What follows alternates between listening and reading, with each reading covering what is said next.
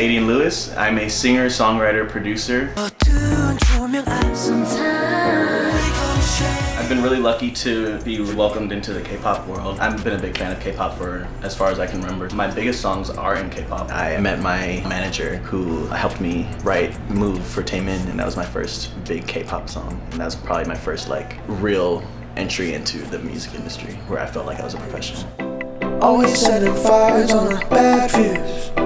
I can't even lie, I'm a recluse. Since then, I've had some great K-pop cuts. NCT Dreams, Boom. I've had some stuff released with Yuri from Girls' Generation. And most recently, I did a song with B from BTS called Inner Child on their new Map of the Soul 7 album. I first got started, well, technically back in grade school. I was in choir all through middle school and high school. I was also a church singer. I played piano and I played flute and trombone in a high school band. My mom's Asian, so piano was kind of like a forced thing. I had to learn to read notes and everything for that. And I think it was really useful. Having a little bit of music theory definitely helps. Nowadays, with the advent of technology, it's much easier to create without having music theory behind you.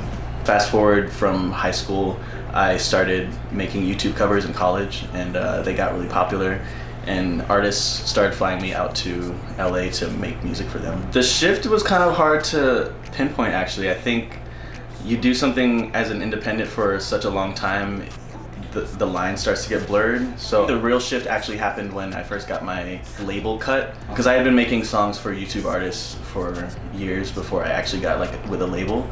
And my first major label cut was actually my first big K-pop song, which was Move by Taemin. So I think that's where I first like realized that I was in the industry, you know. I didn't go to school for music, actually. I went to school for visual effects and animation in San Francisco. Music was always just a thing that I did in my life, so I kind of was making music and making covers and just like original songs all through college. I guess going to an art school really helped because I was surrounded by just a lot of creative energy. And it can be expensive to go to school for a trade like that, like something creative. Something that a lot of parents fear is not specifically that their child wants to be an artist or whatever, or do something creative. It's the money aspect of it and the payoff. I think a positive to not going to school for music was really just like the money aspect of things. I learned a lot of my production and songwriting through YouTube and just, you know, just analyzing songs that I liked. That's a great benefit of the internet. As far as like negatives, I think you don't get the base of like the network that you would get when you go to school. If you don't go to school for music, you might not get that network as easily. Also, there are certain technical things that would make it a little bit harder for you to learn on the internet. Standard, sucking up my energy, gon' steal it like a bandit. Sorry, but I'm distant when I'm faded, lose my senses. Just give me a second to lower all my defenses.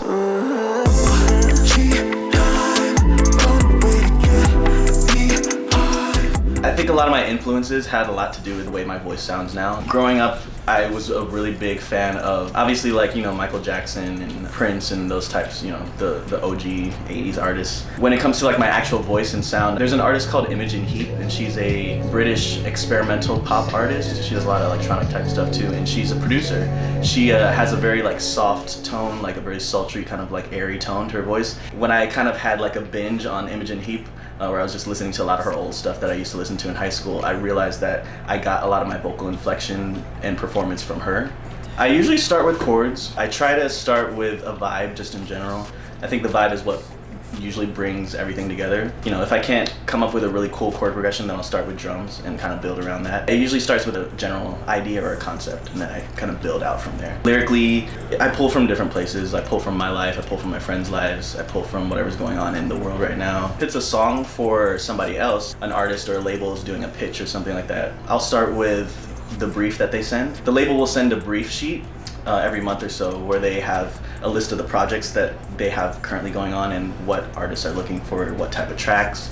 Then they have reference songs on there. So I'll usually go based off of whatever the brief is at the time for a song. Even parachute in the fields of Belize, traveled every coast just to soak up the breeze. Biggest hurdle I think for me in my career so far has just been, well, one, it's been money. When you're first starting out in the entertainment industry, especially music, money is extremely hard to come by. A lot of people don't understand that the way the industry works is you may not even start seeing royalty statements until like 9 months out from a release. On top of that, I think getting in touch with certain artists and creatives who I really want to work with, who may be bigger than me. I think that was another big problem that I had. A reality of it is that a lot of people are just not going to respond to you. They're just going to ignore your message. So you just got to be okay with that. You just got to keep pushing, just keep releasing stuff, keep writing for people, contact people that have a little bit less followers than you, maybe have around the same amount of followers as you. Something that I wish I had focused more on early in my career was the networking aspect of things. Really important to make sure that you have a strong network, because you never know where your next job is going to come from, and it might be someone you never expected. Keep at it. You got to have thick skin. It's a very, very, very cutthroat industry. And you got to learn to accept no for an answer, because you'll get a lot, and you'll get a lot of yeses too. And you have to learn to be comfortable with where you're at and with the journey. That's what you're going to remember the most in the end. The success is going to come, the failures will come, but you have to learn to take everything in stride and just keep going and keep pushing. I just hope that everyone can take something from this video and this series, because there's a lot of great advice that you can glean from other creatives in different industries, and everyone has such a unique story. So I hope everyone can get something out of it.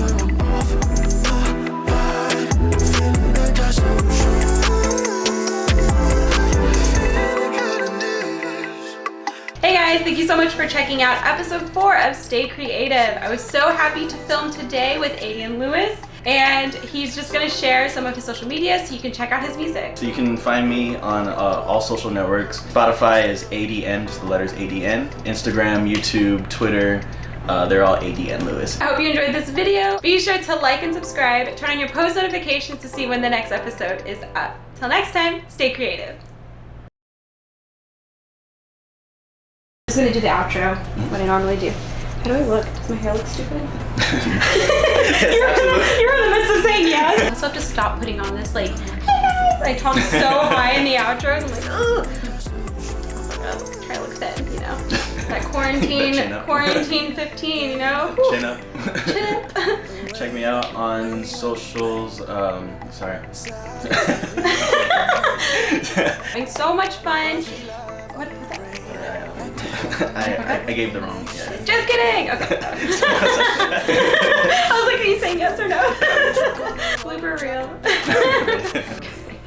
Now I need to look at this.